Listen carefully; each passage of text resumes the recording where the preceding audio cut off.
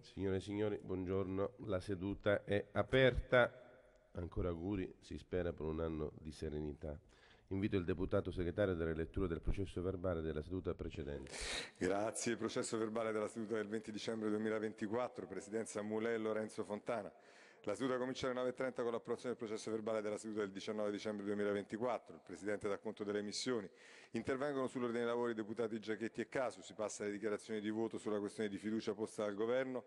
Nella precedente seduta sull'approvazione senza emendamenti, subemendamenti e articoli aggiuntivi dell'articolo 1 del disegno di legge numero 2112 bis A, bilancio di previsione dello Stato per l'anno finanziario 2025 e bilancio pluriennale per il triennio 2025-2027 comprensivo degli errata corrige. Intervengono i deputati Della Vedova, Gebhardt, Gadda, Fratoianni, Benzoni, Pisano, Canizzaro, Dell'Olio, Frassini, Ubaldo, Pagano e Rampelli. La Camera con votazione con appello nominale approva l'articolo 1 del disegno di legge numero 2112 bis A, comprensivo degli errata corrige, con conseguente reiezione di tutte le proposte emendative riferite al tale articolo.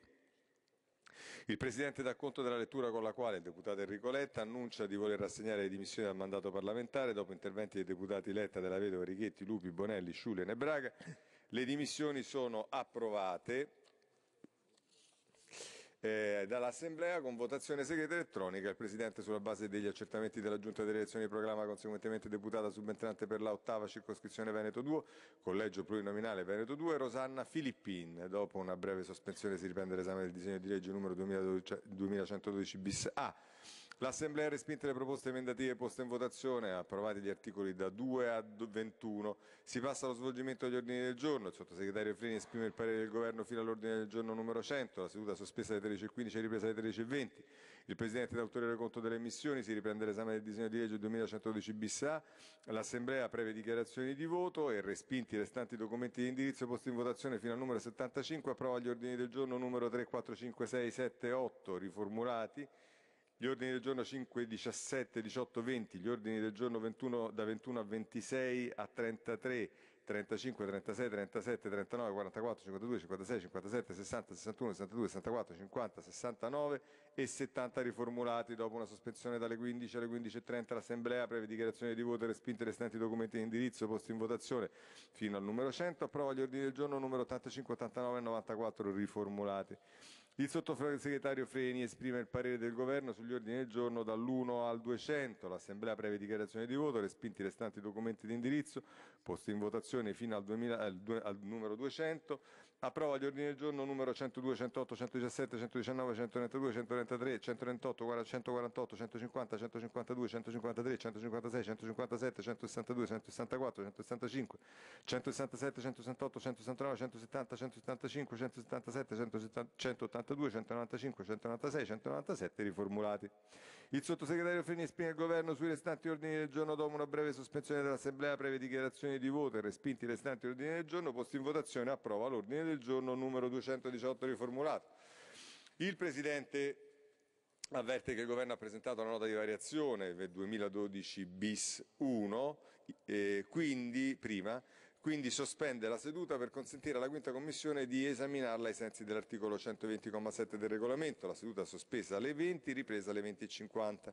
Il Presidente dà ulteriore conto delle missioni. La Camera approva la nota di variazione, quindi dopo una breve sospensione, previa dichiarazione di voto di voto ed autorizzato il coordinamento formale del testo, approva con votazione finale elettronica il disegno di legge numero 2112 bis A.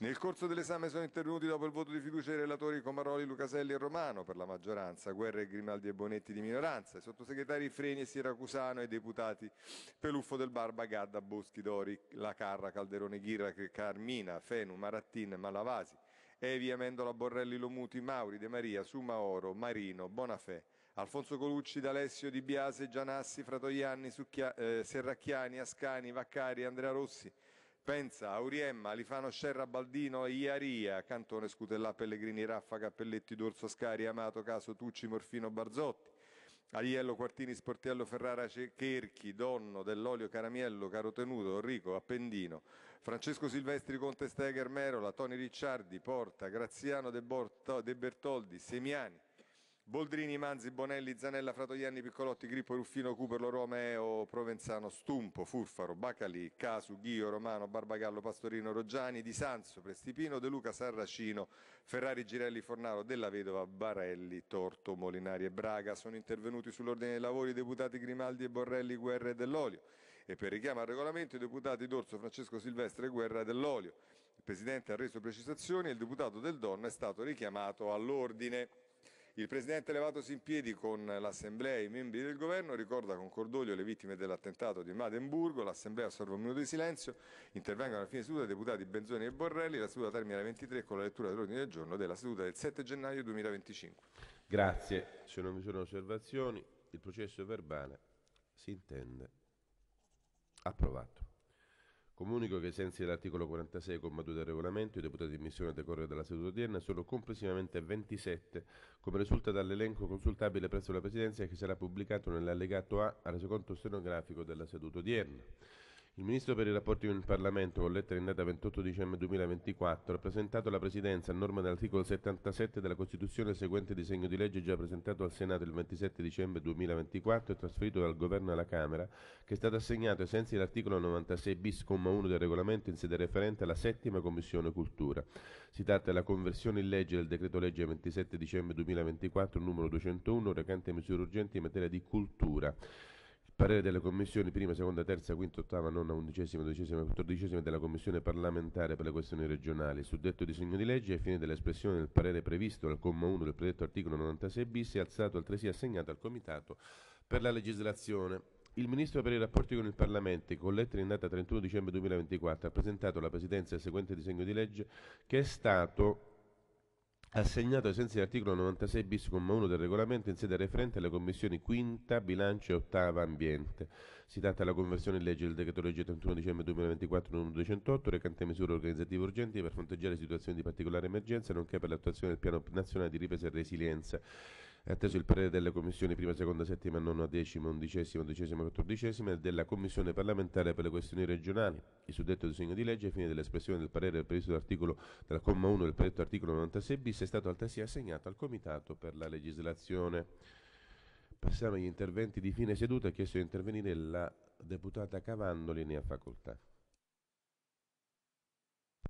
Grazie Presidente, il mio intervento è per esprimere il ringraziamento alle forze dell'ordine, a tutte le forze dell'ordine che sono intervenute, soprattutto in questi giorni dell'ultimo del Capodanno, in tutta Italia. L'episodio di Villa Verrucchio nel Riminese purtroppo è andato alla balzo della cronaca proprio perché c'è stato questo egiziano che ha accoltellato 5 persone, 2 ragazzi e altre 3 persone, tutte finite all'ospedale. È intervenuto il comandante dei Carabinieri della stazione di Villa Verrucchio e prontamente lo ha fermato uccidendolo, ma in questo modo ha evitato che la strage dovesse avere un epilogo sicuramente più gravoso.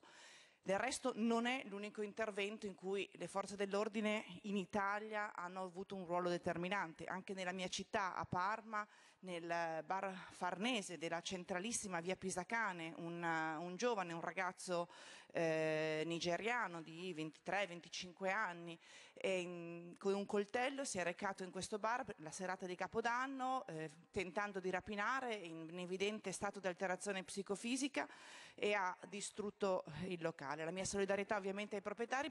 Sono intervenuti le forze dell'ordine, ma anche l'esercito dell'operazione Strade Sicure che presidiava la zona.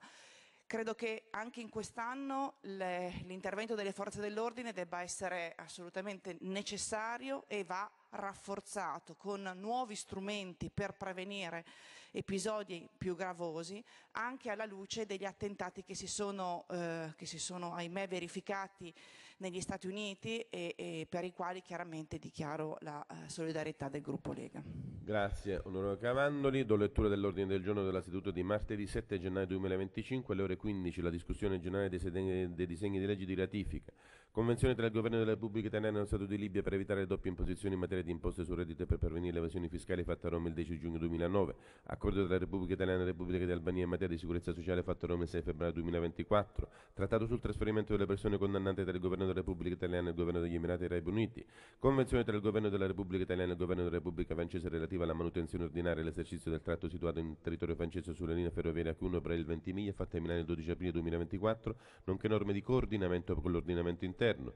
Accordo tra il Governo della Repubblica Italiana e il Sovrano Militare Ordine Ospedaliero di San Giovanni di Gerusalemme di Rodi di Malta, detto Sovrano Militare Ordine di Malta, acronimo è SMOM. La seduta è tolta.